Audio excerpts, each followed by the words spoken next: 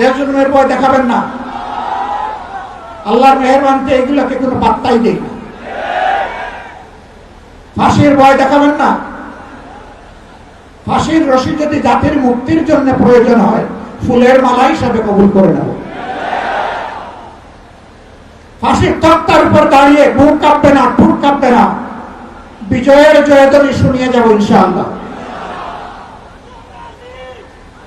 সম্মানিত বন্ধুগণ, গ্যাসের দাম কখন বাড়ানো হয়? বাড়ানোর আগে গ্যাস কমাই দেওয়া হয়। সমাজে সংকট সৃষ্টি করা হয়, জনগণ অতিষ্ঠ হয়ে উঠে। এই ফাঁকে গ্যাসের দাম বাড়াইয়ে বলে, জনগণ বলে যাক বাবা, দাম বাড়লে পাইয়া তো কিছু। এটা ফ্যাসিবাদী প্র্যাকটিস। যদি দাম বাড়ানোর আগে সংকট সৃষ্টি হয়, আর সংকট সৃষ্টি হওয়ার কারণে যদি দাম বাড়ার পরে আবার সংকট দূর হয়ে যায়, তাহলে দাম না বাড়াইয়া সংকট দূর হয় না কেন? এটা জনগণের সাথে ধোঁকা, প্রতারণা। অতীতে যারা জনগণের সম্পদ লুণ্ঠন করেছে, চুরি করেছে, ডাকাতি করেছে,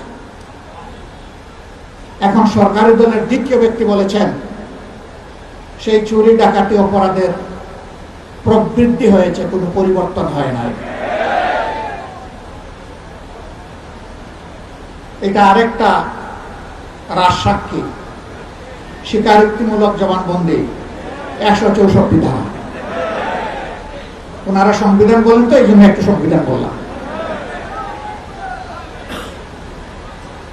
আসুন আমরা প্রতিজ্ঞা করি, জনগণের দুর্ভোগ যেখানে, সন্ত্রাস যেখানে, ফেসিবাদ যেখানে, জনগণের অধিকার হরণ যেখানে, সেখানেই আমরা অগ্নিগিরি হয়ে জ্বলে উঠবো ইনশাআল্লাহ। কোনো বাধা মানব না, কোনো বাধা মানব না ইনশাআল্লাহ, কোনো বাধা মানব না। আমাদের বিশ্বাস মহান আল্লাহ তাআলার উপরে। জমিনের কোনো শক্তিকে আমরা পরোয়া করি না। কোনো আধিপত্যবাদের কাছে বাংলাদেশ আর মাথা নত করবে না। কোন শাসক গোষ্ঠী যদি মাথা নত করে, জনগণ তাদেরকে সমুচিত শিক্ষা দেবে। এগিয়ে যাক প্রিয় বাংলাদেশ, একটা নিষ্কলুষ, ফ্যাসিবাদ মুক্ত, মানবিক ন্যায় এবং ইনসাফের ভিত্তির উপর একটি সম্মানের বাংলাদেশ, মাথা উঁচু করে দাঁড়ানো বাংলাদেশ দেখতে চাই। এ লড়াই চলবে ততক্ষণ পর্যন্ত, যতক্ষণ পর্যন্ত এই প্রত্যাশা আমাদের পূরণ না হবে। সবাইকে ধন্যবাদ। কষ্ট করে আপনারা এসেছেন। কষ্ট কেবল শুরু, শেষ হয়নি। লড়াই কেবল শুরু, শেষ হয়নি।